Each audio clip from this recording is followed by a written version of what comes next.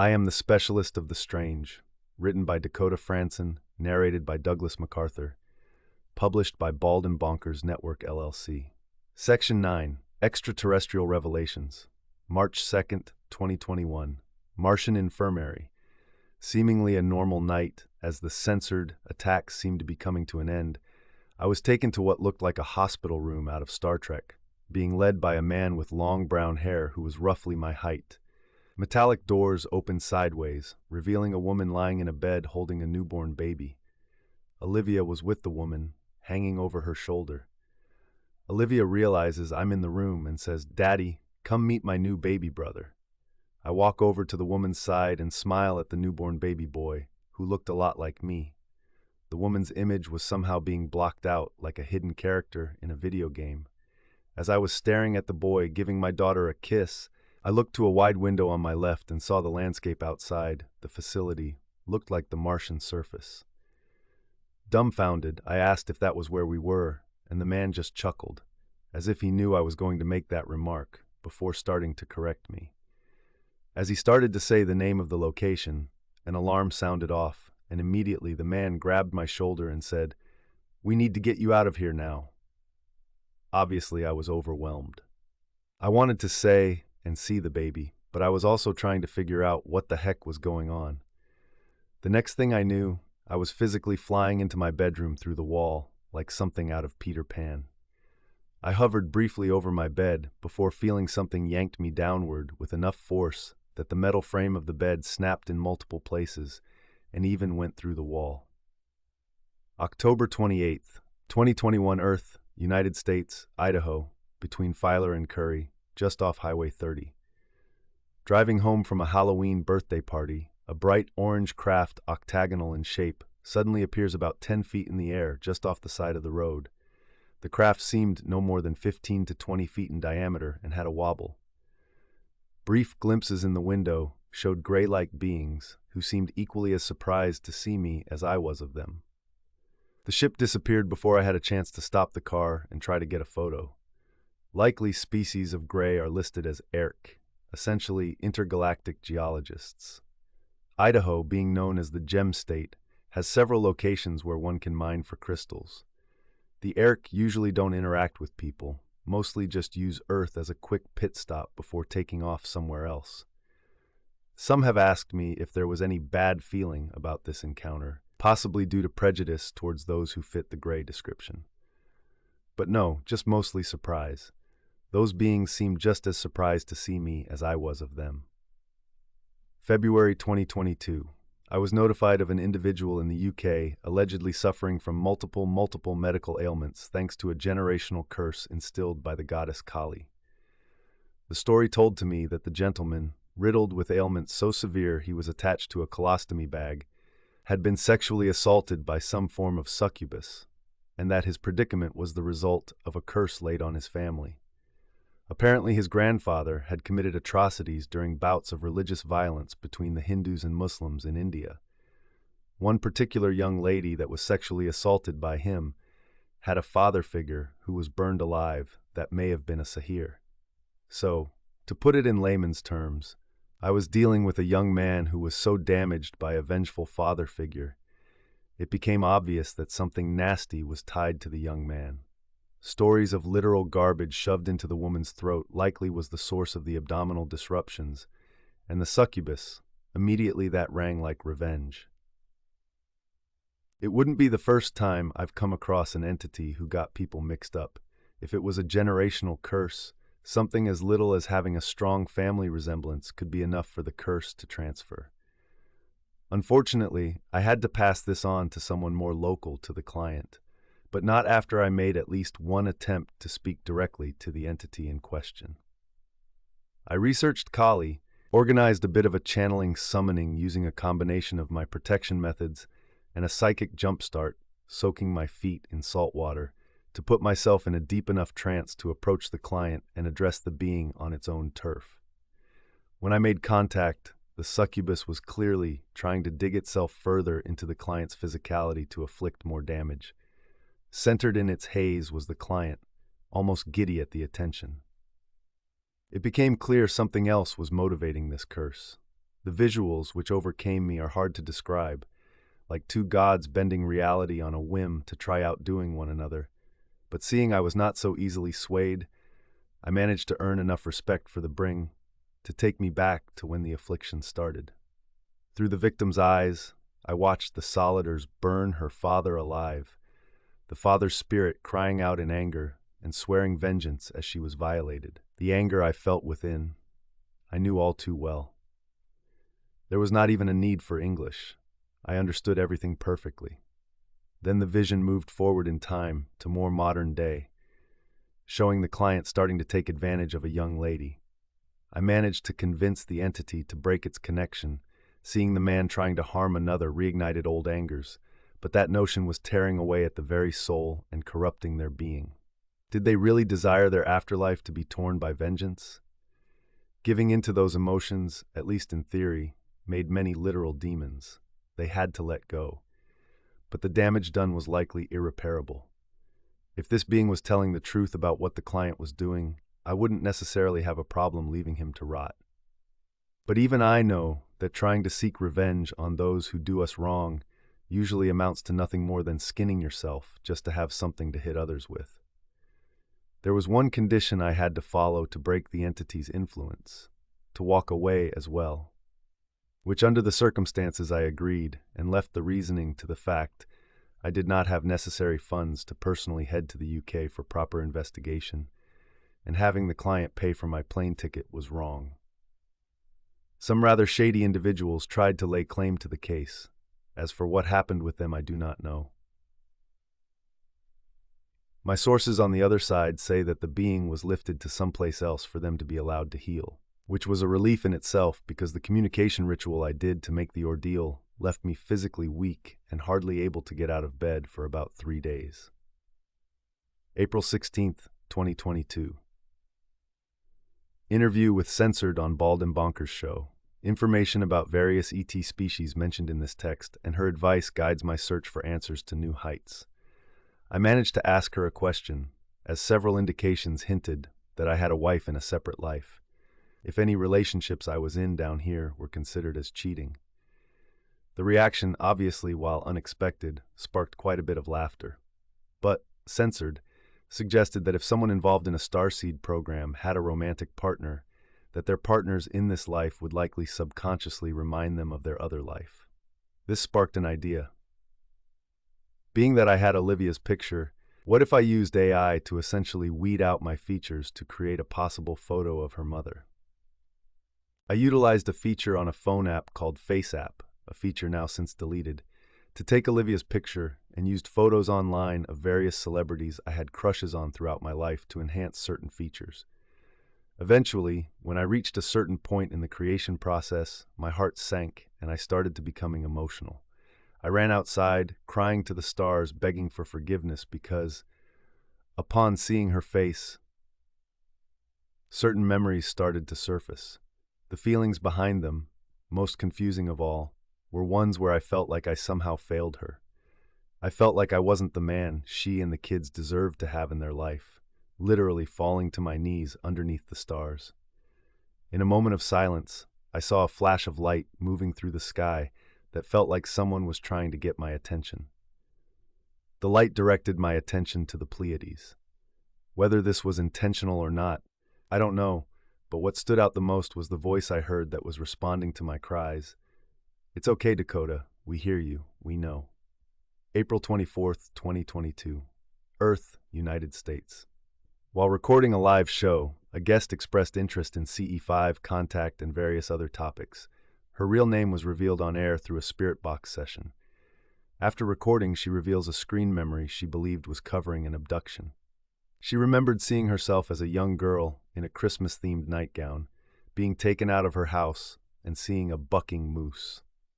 Summer 2022 Iron City Paranormal captures strange anomaly involving SLS camera and a computer they had me sitting on through video call. Either they caught Y projection coming out of my computer or something physically manipulating the Wi-Fi signal to talk to me. They invited me on through a video call to a case to see if I would get any psychic feels of the old tattoo parlor, and to make this entry short, anytime I got an inclination of something going on, they captured some form of anomaly. August 11th, 2022, Earth, United States, Idaho, Twin Falls. I was staying at a family friend's home while waiting for the new house to be ready to move into. My car was in the shop, so I would just walk to her place from work, which was barely over a mile. Thankfully, the weather was nice most nights. I worked nights, so I didn't have to deal with high temps too much. One night, it was a fairly clear night, I decided to play Dr. Stephen Greer's CE5 tones while walking. With the application, I found that if you messed with the pages in the app a certain way, the tones wouldn't stop playing and allowed you to play at least 2 separate recordings at once. This allowed for a bit of experimentation that might take a bit of legwork to replicate, since recent updates fixed this loophole. I played the recording labeled crop circle tones, frequencies heard by electronic recording devices, while documenting likely ET crop circle formations. I paired it with the tone labeled Fibonacci sequence, a sound rendering with the Fibonacci mathematical sequence embedded into it. The main idea behind the CE5 protocols was to allow humans to go around government officials and establish contact with ETs. Different tones presented on the app would likely yield different sorts of manifestations to take place. My idea was to use the standard tone and pair it with the Fibonacci sequence, which was noted to help more subtle energy forms manifest easier. The sound was directed through earbuds, so only I could hear it. This was in part a cover for me, so in the event someone panicked about seeing a 6'7" stranger walking around at night and called me into the police, I was just a guy walking home and listening to music. The other purpose helped direct the sound into my system so I could feel the electromagnetic charges that often took place in my head that seemed to flow in sync with the CE5 tones. 15 minutes into my walk, roughly the amount of time the app notes it should take for something to manifest, a dark gray diamond craft appeared right above me. I had other instances of possible craft in the distance that seemed to respond to the tones, but they were far enough to appear as specks of light. When I first noticed it, I genuinely thought that maybe a large owl was flying off of the 40-foot tree I was next to. The ship then flew directly into the light of the full moon, casting a faint shadow. The diamond was close enough for me to clearly make out the seamless design of the metal, the lack of any sort of lights, etc. It was close enough to where, had I been quicker to pull out my phone, I would have caught a damn good picture. By the time I was able to do so, the craft took off. I would estimate that it was flying a good 100 to 150 feet off the ground. September 27th, 2022, a quick journal entry. Wide area seemed shiny. Short being, pale greenish skin, large oval eyes, saw me arrive as I changed out of my clothes into a uniform. Didn't react. Uniform was metallic gray, blue stripe down the torso. Hurriedly got dressed, seeking out someone. Found a seemingly familiar face, Elrodon. Tall, darker skin, wider eyes, somewhat more pronounced skull. I asked if my wife or kids were near. He said he hadn't seen them. Must be on assignment. Found a note addressed to me, a woman's handwriting.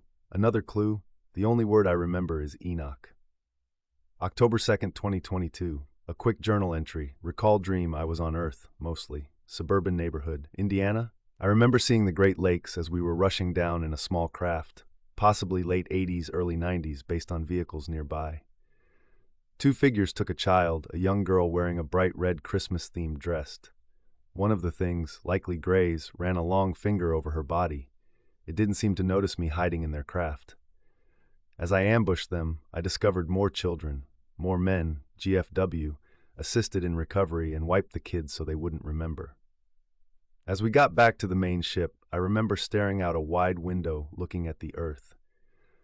Another man approached me to check on me. Apparently this was to be my last mission for a bit.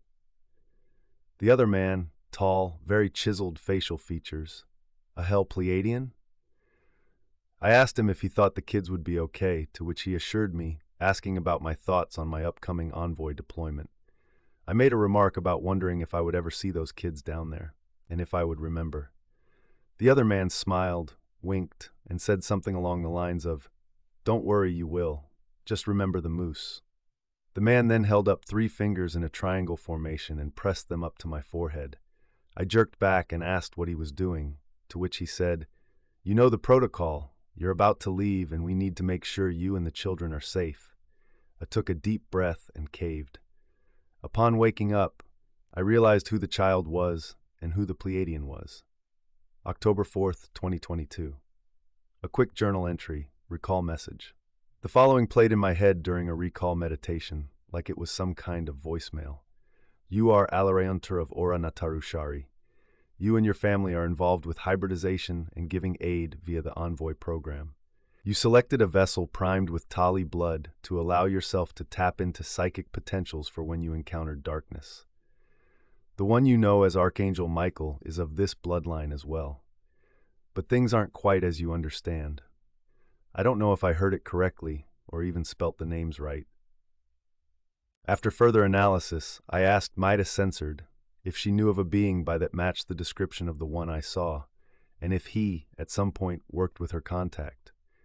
She confirmed that there was in fact a gentleman matching the same description I gave, to which I revealed may have been me. It was also somewhat of a shock to read that she and I have actually met before I came to Earth for this Envoy mission. Which would explain why I felt so compelled to seek her out. She was a genuine thread to who I really was. As for the connection to Michael the Archangel, that is a connection I need to establish further. The connection was first suggested by priests I first consulted in regards to Olivia's first appearances. However, further incidents, mainly revolving around the Hat Man Cain, indicated a much more personal involvement. One of the witnesses I put together a profile on disclosed to me an incident which Cain, or someone he controls, attacked him in a library, and a mysterious stranger with a powerful angelic vibe came to the rescue. There was a bright flash of light, and both disappeared. The only marker of that incident left was a first-degree burn on the man's hand of the letter M. Given the situation, the witness came to the conclusion his mysterious rescuer may have been Archangel Michael. The weirdest part, the witness alleged that Michael and I looked remarkably alike, almost as if we were blood relatives. October 9th, 2022, Earth, United States, Idaho Moonbase. I was taken up in a small vessel. My children, my wife, and a fourth being were all present. We took a trip to living quarters on the moon, possibly, to simply have time to ourselves and discuss the future. Now that I learned the name of my Pleiadian vessel, that will open me to even more. It also seems one of last children I helped rescue is confirmed to be someone I met and had as a guest on the Bald and Bonkers show. The Ahel Pleiadian was censored. Censored confirmed all of this. October 11th, 2022, Earth, United States, Idaho. A quick journal entry. The young girl from previous entries, the one censored, and I, along with others, managed to rescue, has been informed of the revelation. I scheduled a video call to tell her due to the significance of the information, clearly hitting on something she was trying to find out for years but had no luck. She was practically crawling through the screen as I told her. Other possible rescued kids may be coming forward as well, but no confirmation. October 22nd, 2022, Earth, United States, Idaho. A quick journal entry. There's much chatter through the ethereal lines. I suspect in part that it may have something to do with the GSC conference in Orlando. There was also a giant pyramid in the sky I saw outside my house while heading out for work. Or at least at first glance it looked like the glowing white pyramid, but it feels like there were more dimensions to it. It lasted for barely half a second. Possible Merkaba? It is a known kind of craft that certain species of ET are known to use, psychic projection based. I'll have to monitor. November 6th, 2022, Earth, United States, Idaho, Jerome. While I was recording a live, my mother sends me a text message saying, "I know this might sound stupid, but I thought I just saw a stationary green object in the sky near work." My mother is a 911 dispatcher for 4 counties. Her work is stationed in Censored. When she has time, she often stops at either the nearby Ridley's, Walmart, or Dollar Tree to pick up last-minute snacks to help her get through the night shift. It should be interesting to note that I had a telepathic communication roughly 2-3 days earlier with my star family. It is said that if one has these kinds of connections, they may possess the ability to freely communicate on top of sharing psychic ability. As I was driving on my way to work, I reached out and got a response from my son. The exact message I left was, "If you guys have time, and it is safe for you to do so, can you say hi to your grandma?" My son simply said with a smile, "Sure thing, Dad, I get it." It's one thing for me to say that there was an immediate response. My wife and kids knew that while I accepted them with open arms, I was still trying to work on processing the entire situation. The thought was to try and experiment to see if my kids would be willing to show themselves to a neutral party, someone who had very little idea about the situation, but knew just enough to where they would contact me right away the second something happened. However, it still needed to be someone that my kids would have an emotional connection to, someone they would personally want to meet. What kid wouldn't want to go see Grandma and Grandpa? November 24th, 2022, Ivina seems to have been visiting Censored to help with their progress. We managed to positively identify her through the AI-generated images of her and the kids, personally validating the visions I've been seeing. It would seem her and the kids share intel about their visitations to others in the anticipation they would reach out to me for validation. The level of detail in the vision gets difficult in determining whether or not I'm physically there. I suppose that is to be expected. However, a slight remark from Censored about Ivina's and I sexual habits ended up being validated in the process. I have another child on the way, another baby girl. Ivina was wanting to wait until Christmas to reveal it, but we took a few moments to talk over some names. Irina, I can't even share the news with everyone. One of my best friends is still skeptical about my ET origins. Another is almost without a doubt compromised. Censored are opening up to it, but it is still lacking. The very people I am sharing Thanksgiving with feel empty, seeing me as nothing more than an overgrown trash hound. I want my family. It's been brought to my attention that there is apparently a way for me to leave, to be with them, but allegedly galactic law will forbid me from coming back until Earth is ready for interplanetary integration. Our job is to build the bridge for Terrans to join the Federation, and it seems that will start in 2 years. So does that mean I will be gone? Can't say that I wouldn't say no. Ivina, Olivia, Michael, and now Irina. If this keeps moving forward like it seems, I will be one lucky man. November 26th, 2022. Last night, my potentially compromised co-star of the main talk show in the company started going in on one of his alleged contact sessions. Just enough of a weird factor keys in to avoid me completely throttling him for his pride. However, the more he opens his mouth, the more I learn, something he seems to not yet grasp. Should a soothsayer speak with ego, then that soothsayer is to be ignored, for their ego will forever blind them of what truths they may actually see, especially one who dodges and misdirects the second he is confronted. December 12th, 2022. Censored left my company, proving likely a compromise from Gray's. The people she was associating with openly promoted Gray interference. She also took issue with my handling of a couple incidents which she was involved with, primarily that I didn't take her side. The first is when I addressed a fight that took place on a live stream. Censored was apparently talking about how I was seen casting out Cain during the Valentine's Day incident, as well as how I managed to create a healing sigil that could combat strong negative influences. Someone on the panel Censored was asking about the validity of the claims. He was very professional about it. He felt that the way I was being painted made it sound like I was going toe-to-toe with Thor from the Avengers in the streets of New York. Immediately, Censored took offense and started firing off. Everything got heated, and immediately people started blowing up my phone trying to paint Censored in a bad light. I didn't respond right away because I was trying to get some sleep before I had to go to work. I managed to convince the drama queens to give me a timestamp so I could see what happened and not have to waste time trying to find it while I was getting ready for work. Censored was asking an honest question.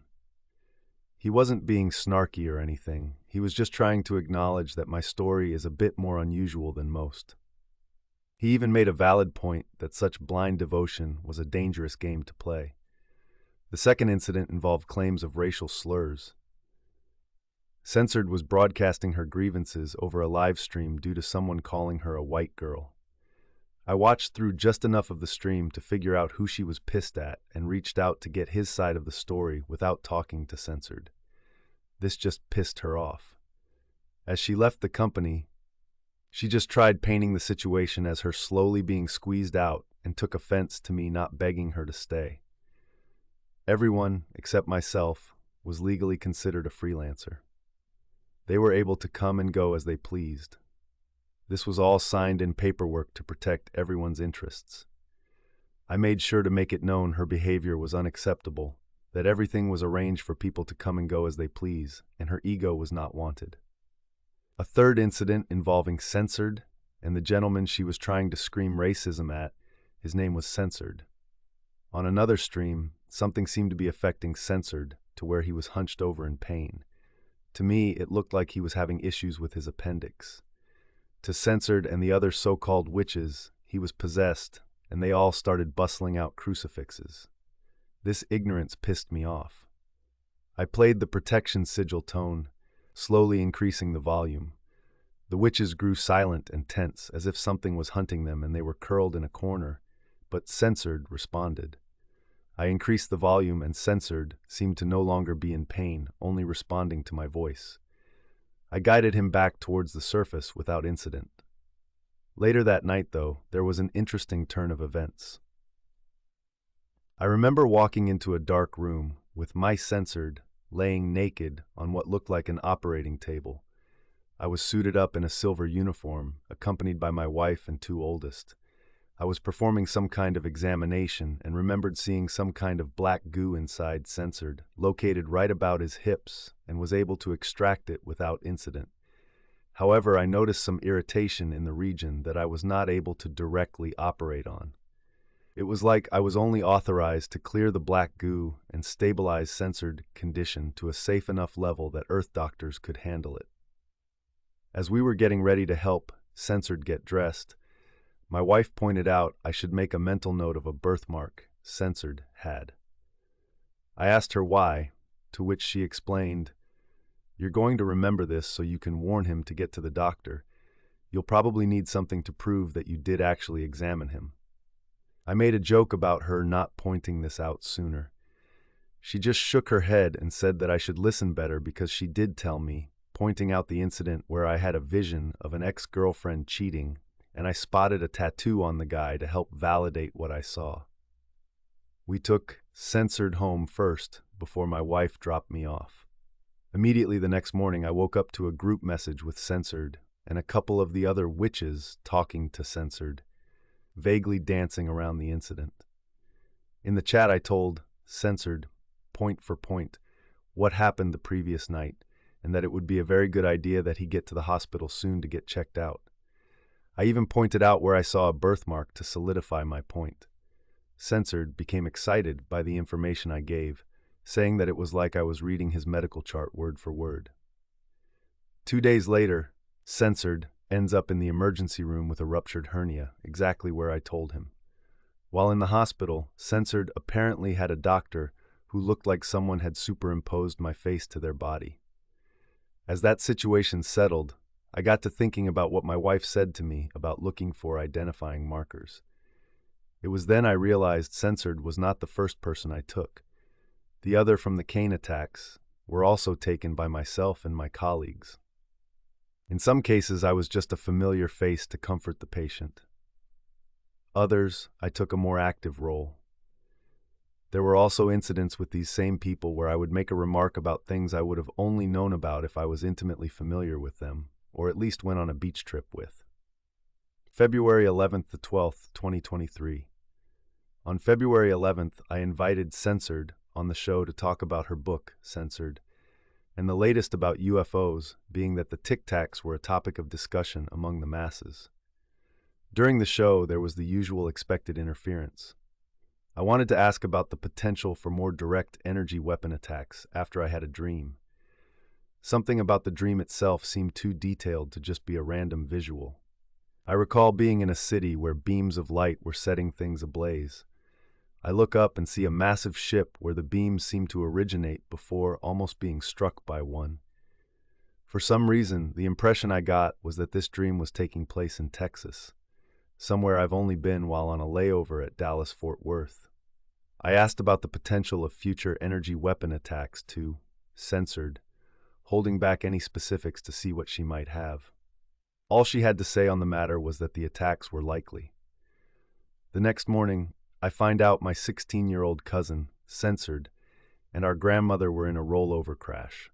The vehicle rolled 6 times, almost ejecting my grandmother even though she was belted in. Grandma took the worst of it, which was especially unsettling as she was a heart attack patient. However, censored and my grandma both survived and have fully healed of their injuries.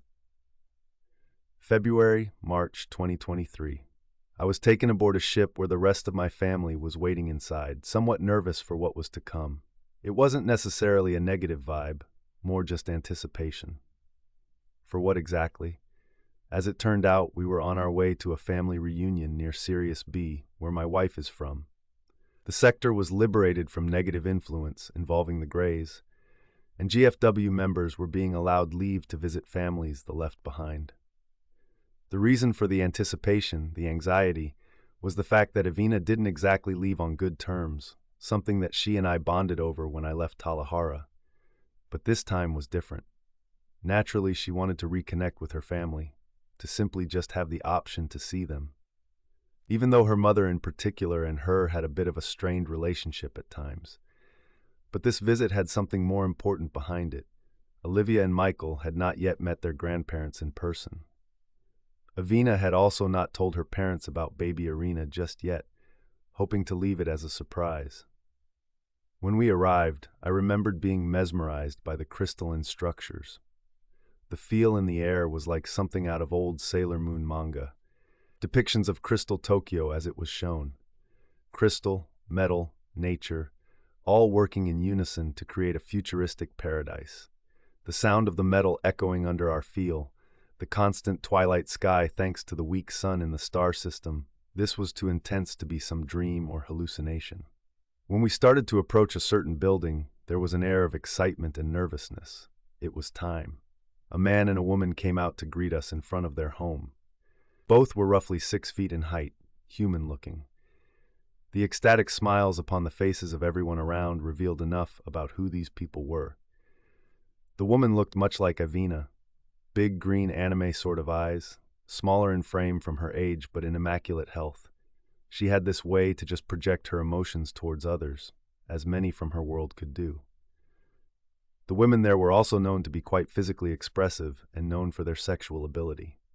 Ivina's father was a taller man, somewhat rounded features with graying dirty blonde hair. He didn't fit the almost anime-like appearance of others on this world. I believe he was originally an Ahel. When he approached me for a hug, it was like I was greeting an old friend. The love, the joy, the happiness, the excitement quickly overflowed my senses. It was extraordinary to just feel such a connection with these people. Inside there were others awaiting, family friends on Evina's side looking to reunited. Evina's mother knew that I was coming for Earth and set a holographic projection on the room we were in to almost resemble a holiday cabin. Machines scanned our DNA sequences to prepare a sort of gelatinous food that tasted magnificent. A part of me was not wanting to leave the festivities. It was during polite chit-chat, Evina's mother blurted something seemingly random that threw off the vibes for the evening. She seemed to be the type that had a tendency to blurt out whatever was on her mind, not giving much consideration to how it might affect others. She had asked me how my father was. Naturally, I was confused. I was still early in figuring out how to recall these events, and the father I thought she was asking about now sits in an Arizona prison. I could almost hear Ivina trying to signal her mother to not push the question even further, trying to tell her that I didn't remember much. This only prompted further questioning on my part, to which Ivina let out a big sigh and set down the food she was holding, muttering how it was only a matter of time. It was not the father I had on Earth, thank God, but my father from Talihara. Ivina explained that my father had been on Earth to make up for the time lost after he urged me to leave home, feeling like he had somehow abandoned me when I needed family the most. He himself had taken on an envoy, not one of the same program I was in necessarily, but enough of the genetic programming was in the family line to make this arrangement possible. Ivina had me focus deep into her eyes, placing her fingers against my temple, something she had done 1,000,000 times before to help me relax. Think, Dakota. You already figured out that people can sometimes look and act similar to their other incarnations. Your father is not censored. You really shouldn't be dealing with him, but that's your choice at the end of the day. Think back to the day you left Talahara, when your father told you to leave. Who did he remind you of? For a few weeks before this trip, my so-called friend and brother-in-arms had tried to convince me that he was somehow my father from my ET left incarnated, trying to twist me away from those who tried to offer help. I played into the delusion, hoping it was just a simple matter that he's getting things twisted, but this slip of the tongue was more than enough for me to be able to truly address it. After all, these beings saved my life. They're my family. They've been there for me through thick and thin, and aside from having doubts because of the extraordinary circumstances, I've never doubted their intentions. Censored was giving 1,000,000 reasons that multiple people have come forward wanting to address. So, who was my father? Only one man I knew on Earth fit all the criteria. My grandfather, who raised me like I was his own. The second the realization hit me, more memories started to come back. Answers to questions I had about the seemingly spiritual connection my grandfather and I had from early age. April 2023, Earth, United States, Idaho. My younger sister, censored, has confirmed with her doctor that she is in the early stage of pregnancy. May 13th. I had a visit from a young girl who strongly resembles censored. We talked about her older brother who miscarried and how that was how she knew that she could talk to me. She was worried about her parents, especially her mom, because the consequences of censored actions were upsetting her. The girl also revealed her name to be censored. She would be born just under 10 pounds, and that she would likely be born before her expected due date of December 5th. Late April-May 2023 estimated Federation missions, deployment. These last few weeks I have had on and off visits, all seemingly tied to Federation assignments. I remember feelings of pure adrenaline burnout, as if I was on the move. A trick that I've stuck with in order to tell if the certain visits upstairs were recent, or in my other life were whether or not I had hair. If I was bald, then I was acting as Dakota. If I had hair, I was Ilarion. For this one, I had hair. It was a group deployment. Stealth was critical. As a way to suppress intel from Earth, those of us also tied to the Envoy program would be given special attention to ensure the blocks in Earth vessels are effective to ensure as little combat detail makes it to the Terran population. Funny how this ties into right about the time I meet censored. It should also be noted that about a week after meeting censored, my sister was the subject of a potential domestic terrorism accusation after someone used a fake phone number to pretend to be her and sent threats to her boss to shoot up the place. She was working at an assisted living facility for special needs adults. Needless to say, she ended up losing her job. In the interest of full disclosure, my sister hasn't exactly been making the best choices in who she associates with, and this could purely be a bad timing incident. Her former boss is known for starting fightings and lying to police, likely manipulated a mentally challenged baby daddy into pulling all this crap.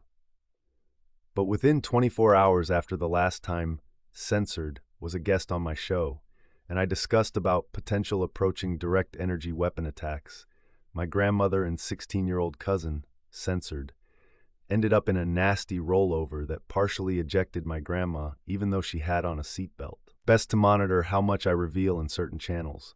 It seems certain methods have been compromised. Either that, or my history of bad timing continues to this day. May 4th, 2023 location. Unknown. Federation deployment. Large corridor. I was in a squad of 5. The other 4 humanoid beings. In my arms was this large gray thing with weak tentacles drifting to the sides. It looked like a smaller version of the invaders from the Independence Day movies. Possible Negamuk? Not sure. It should be noted I had hair in this vision. Negamuk said to be joining the GFW soon. Was this a glimpse into the future, or was I seeing things through someone else's eyes? I could feel everything in that moment. There was no way that could have been some intense dream, right? May 27th, 2023, Earth, United States, Idaho. There was another visitation. This has been kind of repetitive. Where I was taken seemed dark. Barely enough light was present to tell where something was in the room. The room I was in appeared almost that, Hollywood exaggerated tall, walls covered in what looked like Egyptian hieroglyphs, and there was a throne made to accommodate someone with a giant's frame. As I jot this down, this may have been the throne room where I first met that being after the incident with my stepmom. The throne was empty and looked like it had been for some time. It should be noted near this time that a prominent figure, whose description closely matches who I saw, was taken into custody and the tides of the war Starside were turning in the Federation's favor. Enlil, was it you? Had I taken your deal? Who would I be now? May 31st, 2023, Earth, United States, Idaho. Possible intel recall surgical room, dimly lit. Strapped to a table, I was weakened, being tortured. My chest was cut open as this thing reached its hand inside. I could feel everything, but started to disassociate from everything. The being looked human, but the eyes seemed to shift to reptilian. He taunted me, pressing a finger into my blood, then rubbing it against my mouth. High-pitched squeals came from the being's mouth, like it was trying to say something. An explosion went off in another room. The being and others with it ran. I remember seeing a tall blonde man see me dismembered, pausing in shock for a brief moment before running towards me. Once I could, the man was a friendly. I rested my head on the table I was stuck to, and that was the end of the vision. June 1st, 2023, Earth, United States, Idaho. Possible intel recall futuristic city. I was at an event, looked like some kind of concert with friends. I was with a woman, alongside another couple. The woman resembled my wife, but a bit younger, almost teenage to early 20s. The other couple was darker in skin. The male, who resembled the guard from the earlier mentioned Martian infirmary incident, felt like he was a best friend. He was tall, dark-skinned, deep voice. The event was wrapping up, and myself and this other being got called to a medical office to aid pregnant women experiencing complications. We conducted thorough examinations and quickly were able to help the women, saving the babies, all seemingly as easy as putting a bandage on a paper cut. The medical bay was able to show what the father looked like, resembling a humanoid iguana. The complications from the pregnancy itself seemed to be caused by incompatible DNA match, similar to known cases of Rh incompatibility. My colleague and I focused our attentions to separate women, exchanging information as we went along with the procedures. The medical bays could handle everything. We were pretty much there as emotional support, as long as the machines didn't fail. If they did, it would be on us to take the information given by the medical bays before the malfunction in order to administer the right treatments and prevent further harm. June 4th, 2023. Location, unknown. Memory recall, dark area. The feeling in the air felt like a military base. I remember seeing the flash of a tall being, slender, female, very high in command. I was with several other soldiers, all lined in formation. I don't recall seeing this woman before, but we were about to go into something hot and heavy. Casualties were expected. July 3rd, 2023. Earth, United States, Arizona, Idaho. First interview for Civilian Disclosure Project. Subject is censored who shows evident signs of a trauma-based psychic awakening, likely abducted for SSP-related activities at a young age. She revealed an attempt at taking her own life as being the likely cause of her awareness to her situation. I have been talking with her on and off personally as she wanted to reach out and get my perspective, being that she and I are roughly in the same age group.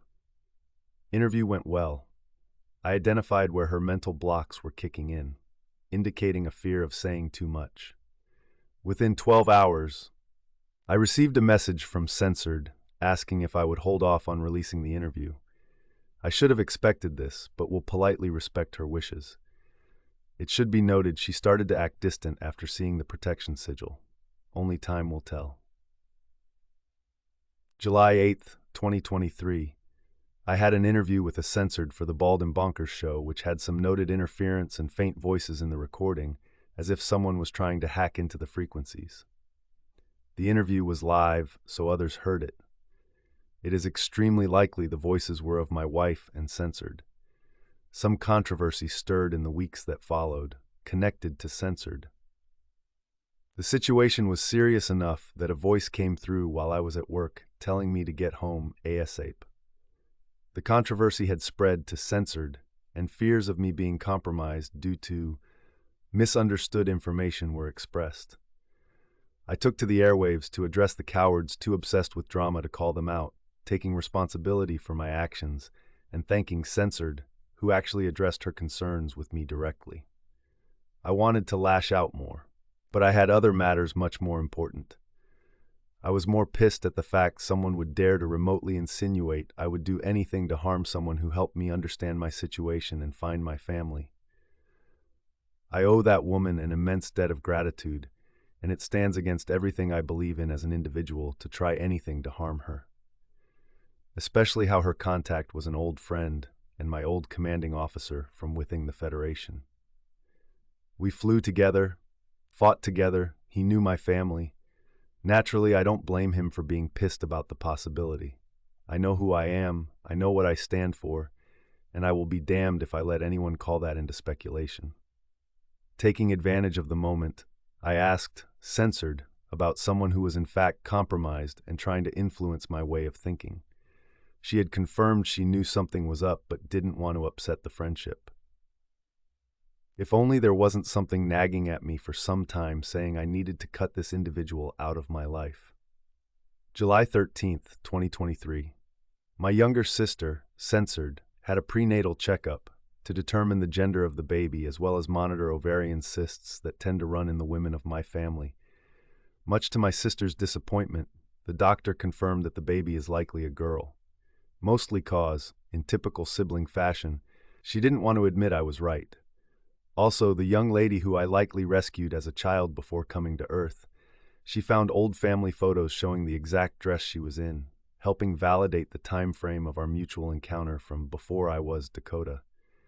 It is a bit of a surreal feeling finding these threads to some other life. I wonder if this is how amnesia patients feel. July 25th, 2023. I woke up from a dream.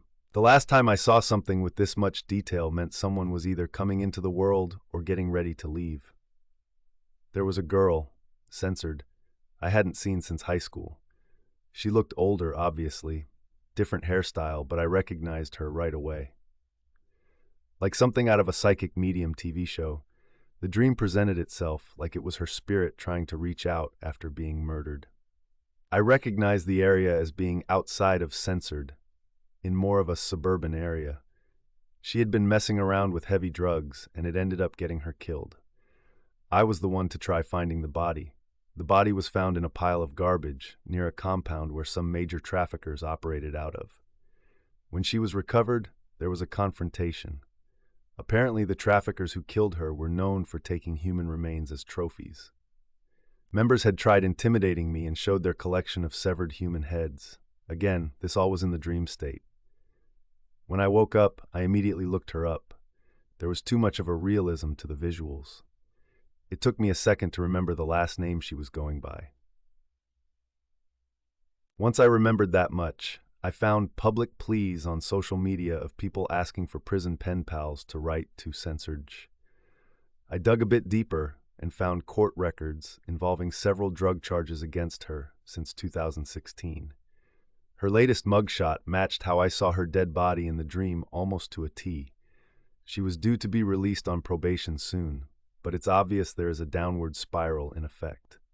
I am honestly not sure what to do with this one.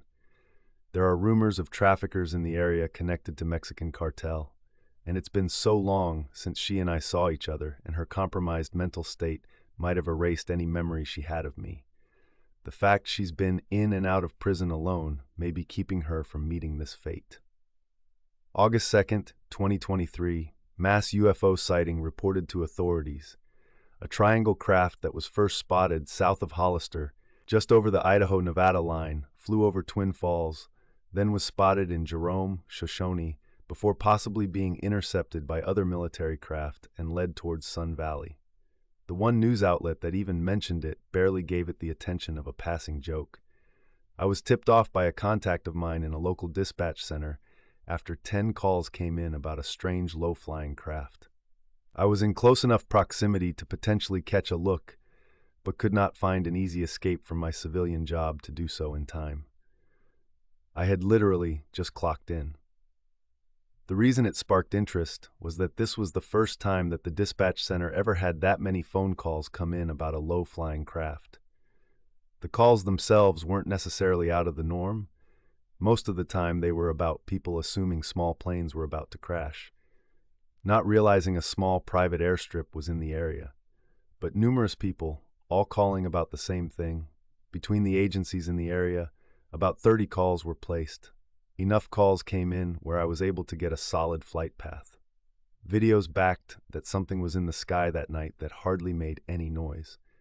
Flight radars did not show it or the occupying jets. So my contact wouldn't get in too much trouble for discussing work-related matters to an outsider. They sent me a link to a Facebook group where the incident was being discussed in real time. My best evaluation was this was a military test flight, not uncommon for this time of year. While monitoring the news outlets, I also learned that apparently the local military and the Salt Lake branch of the FBI may have had a hand in killing press coverage of UFOs back in the 40s with the Twin Falls saucer hoax. The hoax was a small 30-inch UFO that was found in someone's backyard and written off as an elaborate prank done by unknown teenagers. This took place roughly 3 days after the Roswell, New Mexico crash. August 24th, 2023 at 6:15 a.m. this morning, I was out walking my cat and noticed an odd light above my house that started to move on its own. I pulled out my phone to record video of the incident, and it stayed in view, just inching across the sky. It was solitary, varied in light intensity, and seemed to be flying south by southwest towards the Nevada line. Strangely enough, it seemed like the object would disappear and reappear at an earlier point in its trajectory multiple times. As the sun rose, the object became less visible by comparison, obviously, but still shined bright enough for it to be seen by the naked eye and captured on camera. The incident lasted about 50 minutes before coming to an end. September 3rd, 2023. An orange light darted through the sky as I was leaving for work. Time was about 7 p.m. Still light outside. October 19th, 22nd, 2023, Earth, United States, Orlando, Florida, GSIC. This is an event I am merely noting to have high potential. A convention is coming together in Orlando, with those who have offered up the most evidence pertaining to my case being in attendance and as speakers. This should get interesting. Some of my communication methods, divination and spirit box based, have also indicated that I may have a surprise waiting for me. October 19th, 2023. I arrive in Orlando after a day of traveling. Seeing Censored and hugging her for the first time seemed to trigger flashbacks of the day Censored, and I rescued her, possibly an escape pod or an empty stasis bay. What was that about? October 20th, 2023. As usual, Censored triggered flashes, her speech on the Atlantis resurgence. Did I have something to do with the mass evacuation? Maybe. During the session with Censored, she taught the audience how to reach heaven. Suicide cult jokes aside, the visuals I saw seemed much more intense than others who described their situation. I remember seeing hundreds of children, beautiful landscapes. Several other people who weren't at the conference saw me up there. Was I getting an overview of everyone else? Might be. My connections are a bit more involved than most. I do also remember seeing my other grandfather, my dad's father. Censored was another fascinating tale. His experience going through 20 and backs, paralleled with abuse, does fit into theories about why my connections are so strong. If he comes up on a panel again, I might have to ask if he's found any indicators to watch for on finding these locations. I'm also seeing overlays of 2 locations, as if I'm here and in a ship. Messages are coming through saying at least 15 confirmed ETs are present. October 21st, 2023, I was visited. My family was here. All 4 of them. I don't recall the full details, but the main image I recall, vividly, was my wife's eyes after we kissed. I was hoping to see them in the flesh, get a family photo, but it seems that is still just a bit out of reach. Talking about her experiences and book seemed to trigger responses in my mind. As well as censored, a man who was allegedly, for the sake of argument, a man who was physically sent here as a baby. A couple people have noticed my reactions are kicking up and expressed concerns, some taking a religious-esque approach and seemingly ignoring who I am. I'm slowly learning to ignore this, but it is a bit annoying. Censored, God, I love that woman's fire. Gotta get her on a show soon. Anyway, her speech was more aimed towards biblical scripture and pointing out that Yahweh was not the benevolent God people figure him to be. There was some triggers there as well. October 22nd, 2023. Last night was the disco, and I left because of something nudging me to get away from the scene. I was taken aboard again. Possible opening directed toward my hotel window. I remember flying with my son. He is definitely like me. I feel there was also something he tried talking to me about, possibly about censored. There was also something else that I genuinely can't grasp onto at this time. Granted, from our chats, I did develop a bit of a crush on censored, and as far as things evolving further than friendship is unlikely. Since I deployed, I was worried about her and all the kids I saved and wanted to be able to check in on them somehow. That's all this was, apparently. I still got to work on my recall. As censored says, it's a constant push that I have to try working at daily. But it should be noted that when I got up this morning, others at the conference photographed likely craft above the hotel. They saw me. It wouldn't be for almost another year before one of the women I saw up there would forward me the photo she took. October 23rd, 2023. The final day of GSIC, Censored, shared their stories of past lives, how they met before, the jobs they completed, and adjusting to how their lives unfolded. A beautiful story of soulmates and overcoming the challenges. Censored talked mostly about his background and unveiled a frail energy device. With Censored, I had flashbacks, some of which included Censored. I noted having developed a bit of a crush on her, and that was part of my influence for choosing to come. Part of what my son wanted to talk about, apparently. There's a guy she linked up with who is concerning. Part of me wants to write it off as my old habits getting jealous, but I genuinely hope I am wrong. Happy thoughts, happy thoughts. Michael didn't seem worried. In fact, he seemed to like Censored. But he also noted something. She was not his mother. But she is on Earth and about to make her reveal very soon. Censored, I and a few others got together at Outback Steakhouse to have one last dinner together. It was truly great to get connected with them. There was one lady who was there who caught most of our attention, Censored, who had a very regal presence. The way she would walk, sit, carry herself, you'd expect that to be the behavior of someone from a royalty sort of background. E.T.? Maybe. It seemed like she may have had a telepathic disposition and tried getting my attention as such. I'll need to refocus on what happened. I probably should have taken some monoatomic gold, between that and business cards to accommodate everyone who recognized me. October 25th, after a couple days back to civilian life and reflecting on everything that happened, I posted an update video to talk about everything which transpired. When it came to the visit from my son, I started to remember more about what we had talked about. It seemed that something was bothering him about the missions he had been flying with the GFW, that he was afraid to take them on because of how much he knew that I wanted to see him, his sisters, and his mother.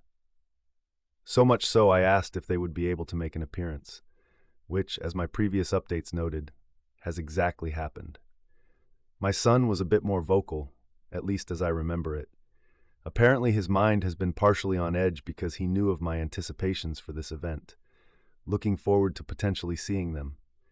He expressed his concerns, doing his best to reassure that they did care about me and that, while they would always keep a line open to talk or offer help when it is needed, they are still needed elsewhere to aid in the war. The Negamuk are now on our side, which was anticipated. Talihara will soon be free, and when I am done with this life. I'm back in the fight to finish the job, but this also means that the one person I have been looking for this entire time is in fact on Earth. But where? November 30th, 2023. There's something I've been wrestling with since GSIC in regards to my memories, and the emotion has only intensified after censored last Star Nation video. It's not anything negative, just overwhelming to say the least. I'm doing my best to swallow my pride and share as I was hoping to get some input. Let's just say, those of you who know about what I've shared in regards to my case can probably figure this is the only spot I can really share. I'll try to keep it short. For those who don't know, here's a brief summary. I'm from Talahara, went rogue and killed a Siakar that was about to eat 3 kids, joined the GFW as a field medic scientist after I fled, married a Tashkeru woman, had a couple kids, worked with censored on abduction rescues before taking on this envoy deployment. Elena has personally validated this much. I made sure to check with her once censored came up before I ever said anything publicly. I was able to gather this much from following censored advice on how to handle recalls and dig for more. That, and I found one of the kids, obviously now a grown woman, censored, and I rescued, even had her on my show, and kept in touch with her to help her out with things she was working on. The rescue would have taken place in the late 80s, early 90s. Aside from when I had censored on the show and it was obvious censored tapped in, I hadn't seen much of the guy since then. However, it did seem that during one of censored appearances on my show, censored pulled out a holographic projection of my wife. That guy knows a bit more than he's letting on. And he seemed to know that I sense it. Oh well, gotta work through the process. I made it a point to go to GSIC because I knew my friend was going to be there. She'd ask if I was going, but I didn't want to make any false promises. Obviously, I managed to work everything out and fully intend on making the next one. I also managed to chat with my Star family, and while they said they've been busy with some other situations, they would try to make an appearance. Needless to say, they kept their word, and as amazing as that was, it opened the door to a new revelation. When I talked about my abduction when I was 6, some suggested that censored, and I may have had something in common, in that my ending up 30 miles away from home one night might have been an unconscious teleportation episode. As it turns out, you may have been partially correct. I may have found my censored. I'm about 70% certain that not only is my wife on Earth for an envoy deployment, but the thing is, if she is here, her head's either not quite as unlocked or, if I'm reading things right, something's spooking her from digging deeper. The fact that I'm barely turning 28 next month and have as much figured out as I do seems to be an anomaly in itself. Here's what I know. After the rescue, censored, and I had a one-on-one as he caught me deep in thought. Something about that rescue hit harder than the others. There was a brief period where I had time to get my affairs in order before going down for my envoy, so it gave me time to process everything. I told him that I was just thinking about the kids and if I'd get to find them while I was down here. It was then that censored gave me a clue, saying, "Just remember the moose." He smiled and playfully winked, his way of telling me, "Hint, hint, you already know."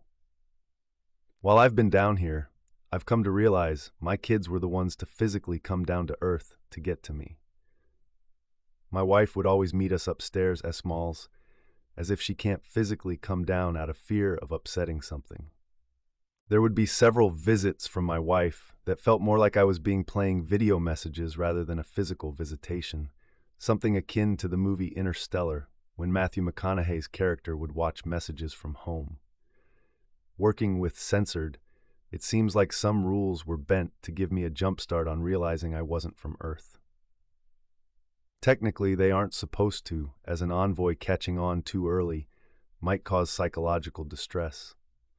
I've come to realize lately that my kids had a hand in it. They found loopholes with me. Why would they do that? If I'm right, they're trying to help mommy and daddy get back together.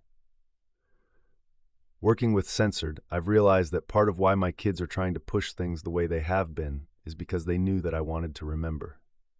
I wanted it bad enough to help override any blocks that were in place early on. My friend in question, I found her through TikTok. She would do videos on spiritual, conspiracy, ET sorts of topics, and I was quickly impressed by how much work she put into her materials. After a while, I reached out to her through email to ask her for an interview. She was also a fan of censored So yes, I did name drop her because Censored was scheduled to make an appearance on Bald and Bonkers that weekend. Ironically, this was the episode where I asked Censored if I was technically having an affair with the ladies I've dated on Earth while I was still technically married upstairs. While recording her episode, I surprised my friend by using CE5 and a spirit box to reveal her real name that she never disclosed on air. This led her to reveal a possible screen memory, something believed by ET researchers to be a false memory to cover interaction off-world. December 2023, August 2024. Keeping a record has been challenging with the balance of work, life, and the supernatural. It's quite the juggling act. Yet the standout moments are transformative. Censored welcomed a baby girl into the world, slightly overdue but perfectly healthy. Censored. In a lighthearted spirit, my mother and grandmother have toyed with the idea of a nickname for her, Censored, in honor of her birth on Pearl Harbor Remembrance Day. The most profound discovery, however, was meeting my star wife. The clues were always there, hinting at her earthly presence. Once we had the opportunity to meet and bond, the ensuing experiences have been nothing short of miraculous. We've witnessed unusual phenomena, she's received visits from Ilarion, and even the children confirmed that Censored is indeed an incarnation of my Ivina. This all came to light during Olivia's wedding, held aboard one of the 4 GFW motherships orbiting Earth, where she married a Metan male. Michael, though on assignment elsewhere, attended via holographic projection, not wanting to miss his sister's special day. At the wedding, I found a moment to share a slow dance with Ivina. During our dance, I asked her if the woman who had stepped forward was indeed her earthly representative. Overwhelmed by the emotions of the day, Ivina confirmed it with a nod. That moment of vulnerability gave me a glimpse into her mind, revealing flashes of her life on Earth, including aspects of our current relationship. Some of these memories have already unfolded. Initially, Censored had reservations about the extraterrestrial situation, despite her fascination with the supernatural and an open mind. The idea of having another family somewhere out there can unsettle the most fundamental beliefs about life.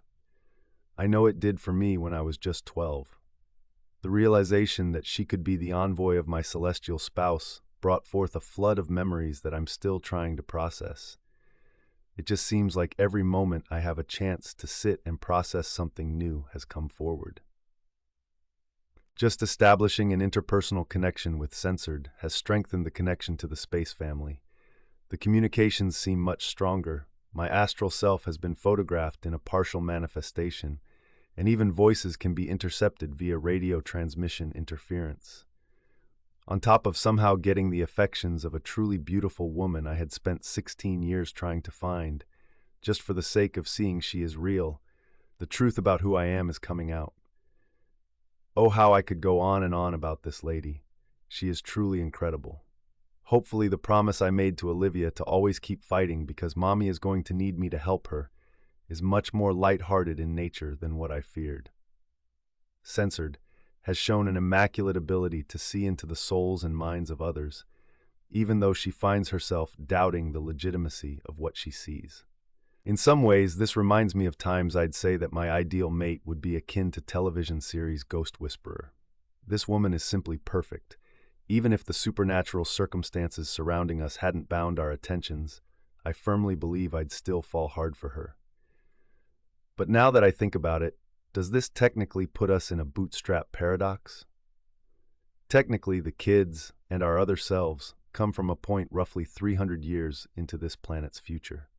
It's probably best not to give it too much thought at this time. It's a bit of a headache. If the vision I saw of me proposing to her in this life comes to fruition, well, I'd be the luckiest bastard alive. Oh yeah, before I get on to other aspects that have come to light, we now have 4 children starside. 3 girls and a boy. Interestingly enough, as Censored and I were shown the baby, my celestial mother-in-law from Sirius B and our oldest daughter decided to pay the envoy of my star wife a visit to ensure her health was unaffected. After some discussion, Censored suggested we call the newest baby Lily. It seems something about how strong our connection is might cause physical ailments at times. A bit scary to think about. but they ensure everything will pass without incident, which is probably why it took so long for other aspects of my counterpart's history to come forward. Revelations about Ilarion have also come to surface. During his days within the Tal Shiar regime, it appears that my other self was among a group of soldiers sent to infiltrate the Nazi regime. I thought I'd recognized Nazi symbols during recall sessions, but I couldn't believe what I was seeing. On July 1st, Censored posted a video in regards to Maria Orsic and how she had been manipulated into providing this planet with blueprints to build sophisticated craft. This insertion, this act of infiltration, would explain why her image triggered recalls of being in a dark room receiving a mission briefing, and us soldiers being told that this woman was used and was to be killed. The video mentioned Censored, stating deals were struck between the Tal Shiar and the Third Reich sometime before 1940. What makes this interesting is the fact that I have found 2 photos, likely more, of Hitler walking the grounds during Nuremberg rallies dated 1927 and 1936 that show an individual who strongly resembles a young Ilarion. One photo shown above, look at the gentleman behind Hitler looking directly at the camera. The fact that Tal is perhaps the closest related species to humans on this planet, it becomes a bit easier for them to walk among us without being noticed. The fact that apparently Ilarion spent some time on Earth gives me a chance to piece together some truly incredible evidence in a linear time frame. But in spite of the tremendous progress made, I have to report one loss. My partner in crime with Bald and Bonkers and I are no more. We had been drifting for some time, coming to blows over how to do the shows, and in private conversations a perceived lack of personal respect and an eagerness to stir drama pushed me over the edge. I'm just done, but I do wish him well in his endeavors. I just wish, with the remaining aspects of kinship I felt when we first became friends, that he'd just be more honest.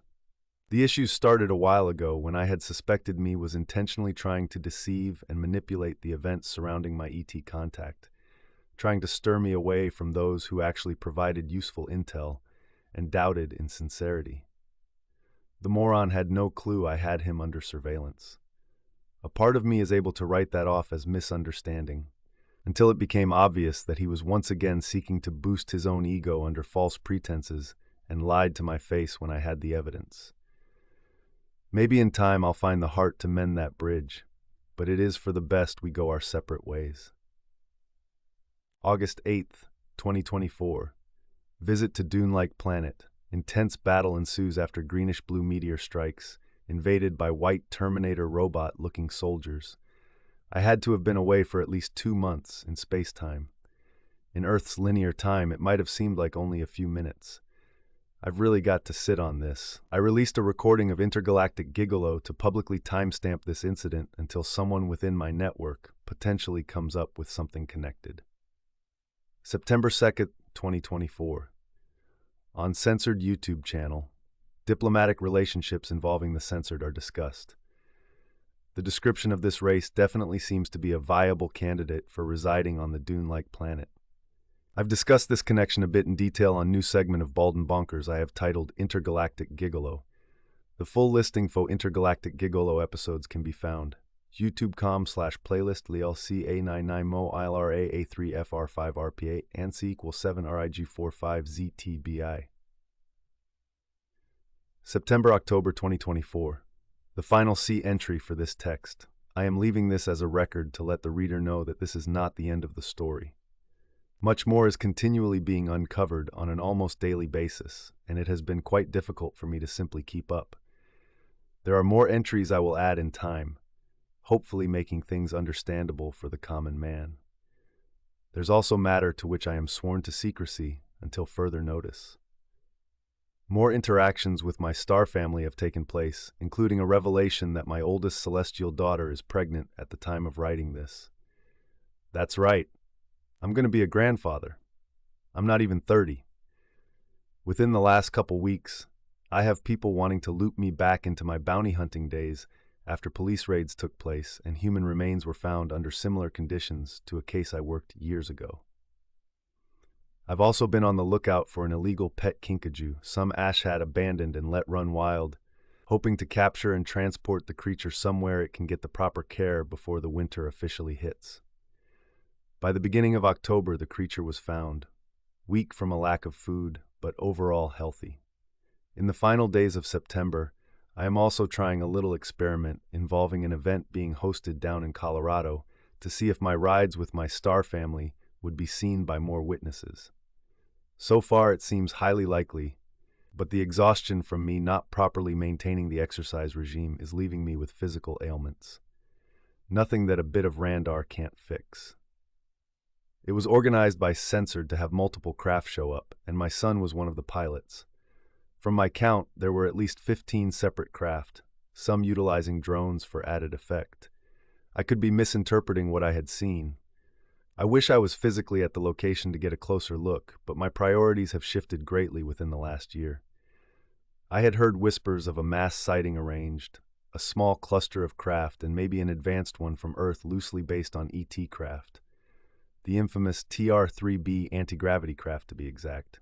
Officially, they don't exist. Here in Idaho, I've personally witnessed one, as did hundreds of others in a mass UFO sighting that remained off of news media websites. The main reason I was notified was because of my contacts in local law enforcement. Back to the event, the remote viewing experiment was a success on my part. Crowds were a bit more eccentric this time around, which is good to an extent. You don't want toxic people ruining the vibe of a major event. It made it somewhat harder to focus, many moving factors at play. During the height of the event, I recall being able to see at least 15 craft. The alleged TR-3B looked a bit too sleek, prompting me to believe it may have been a newer model in the same family of craft. I had to withdraw a bit of my efforts as I had developed a migraine from exhaustion. My personal life has been in a bit of chaos. Between rebuilding Bald and Bonkers from the ground up after breaking it off with my old partner, maintaining personal relationships, getting myself back into the field for a number of operations, and even expanding into new avenues, it's safe to say I still have quite a bit of growing up left to do. I think I might have to end this book with one last section. October 14th, 2024. As per usual, every time I try to sit down and write out my story in some form, something always happens to draw in my attention. Truth be told, I may have to let this particular event slide. In the expanse of space, I have received news and can validate the matter with my own eyes that my daughter Olivia has welcomed her first child into the world. Revealed on an episode of Intergalactic Gigolo, it's a baby girl named Emily. Between this and my son being engaged to a possible, based on her physical appearance, Zygon woman, who lets me affectionately call her Viv, the family continues to grow. I couldn't be more proud of my kids. Irina is almost a teenager now, and baby Lily isn't so much a baby, but growing to be a proper young lady. Sure, the whole time travel, being in two people across space at the same time, makes things a bit confusing, but it's all love.